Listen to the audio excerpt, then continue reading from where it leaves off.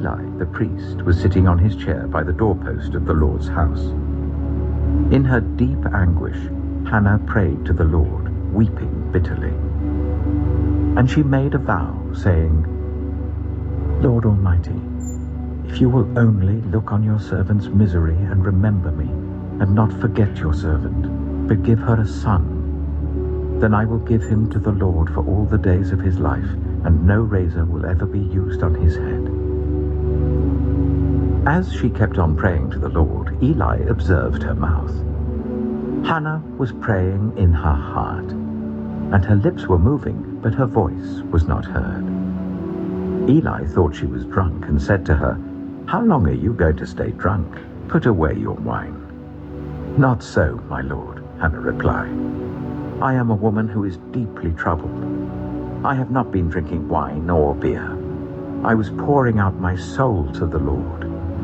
Do not take your servant for a wicked woman. I have been praying here out of my great anguish and grief." Eli answered, "Go in peace, and may the God of Israel grant you what you have asked of him." She said, "May your servant find favor in your eyes." Then she went away and ate something, and her face was no longer downcast. Early the next morning, they arose and were praying to the Lord.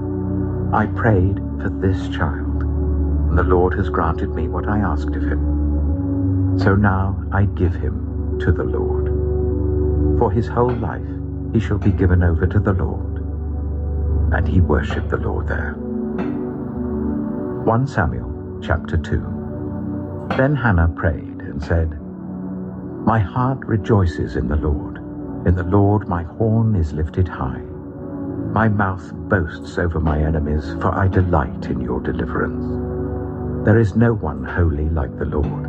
There is no one besides you. There is no rock like our God. Do not keep talking so proudly, or let your mouth speak such arrogance. For the Lord is a God who knows, and by him deeds are weighed. The bows of the warriors are broken, but those who stumbled are armed with strength.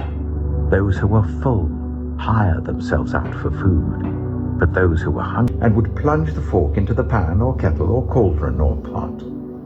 Whatever the fork brought up, the priest would take for himself. This is how they treated all the Israelites who came to Shiloh. But even before the fat was burned, the priest's servant would come and say to the person who was sacrificing, "Give the priest some meat to roast. He won't accept boiled meat from you, but only raw." If the person said to him, "Let the fat be burned first, and then take whatever you want," the servant would answer, "No, hand it over now.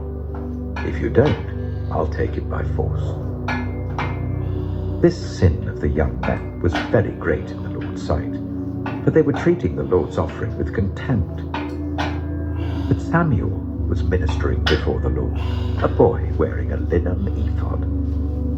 Each year his mother by the Israelites, "Why do you scorn my sacrifice and offering that I prescribed for my dwelling?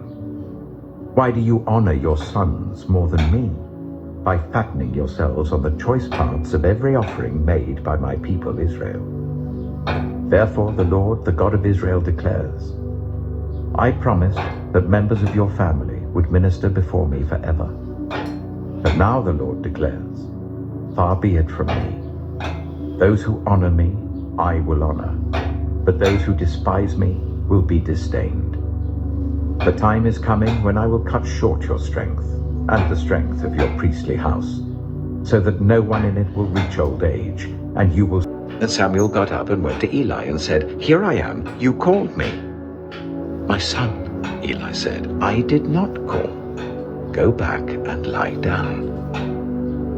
Now Samuel did not yet know the Lord. The word of the Lord had not yet been revealed to him. A third time the Lord called, "Samuel." And Samuel got up and went to Eli and said, "Here I am, you called me." Then Eli realized that the Lord had come into the camp. The Philistines were afraid. "A god has come into the camp," they said. "Oh no, nothing like this has happened before.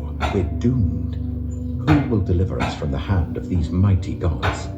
They are the gods who struck the Egyptians with all kinds of plagues in the wilderness. Be strong, Philistines. Be men, or you will be subject to the Hebrews, as they have been to you. Be men and fight. So the Philistines fought, and the Israelites were defeated, and every man fled to his tent. The slaughter was very great. Israel lost. Came and took up the ark of the Lord. They brought it to Abinadab's house on the hill, and consecrated Eleazar his son to guard the ark of the Lord. The ark remained at Kiriath-Jearim a long time, 20 years in all. Then all the people of Israel turned back to the Lord. So Samuel said to all the Israelites, "If you are returning to the Lord with all your hearts, then rid yourselves of the foreign gods and the Ashtoreths, and commit yourselves to the Lord and serve him only, and he will deliver you out of the hand of the Philistines." So the Israelites put away their Baals and Ashtoreths and served the Lord only. Then Samuel said, "Assemble all Israel at Mizpah, and I will intercede with the Lord for you." When they had assembled at Mizpah, they drew water and poured it out before the Lord. On that day they fasted, and there they confessed, "We have sinned against the Lord." Now Samuel was and Israel delivered the neighboring territory from the hands of the Philistines, and there was peace between Israel and the Amorites. Samuel continued as Israel's leader all the days of his life. From year to year, he went on a circuit from Bethel to Gilgal to Mizpah, judging Israel in all those places. But he always went back to Ramah, where his home was, and there he also held court for Israel, and he built an altar there to the Lord. 1 Samuel chapter 8. When Samuel grew old, he appointed his sons as Israel's leaders. The name of his firstborn was Joab, and the name of his second was Abijah, and they served at Beersheba. But his sons did not follow his ways. They turned aside after dishonest gain, and accepted bribes, and perverted justice. So all the elders of Israel gathered together and came to Samuel at Ramah. They said to him, "You are old, and your sons do not follow your way." The servant who was with him, "Come, let's go back, or my father will stop thinking about the donkeys and start worrying about us." But the servant replied, "Look, in this town there is a man of God. He is highly respected, and everything he says comes true. Let's go there now. Perhaps he will tell us what way to take." Saul said to his servant, "If we go, what can we give the man? The food in our sacks is gone. We have no gift to take to the man of God. What do we have?" The servant answered him again. "Look," he said, "I have a quarter of a shekel of silver. I will give it to the man of God, so that he will tell us what way to take." Formerly in Israel, if someone went to inquire of God, they would say, "Come, let us go to the seer," because the prophet of today used to be called a seer. "Good," Saul said to his servant.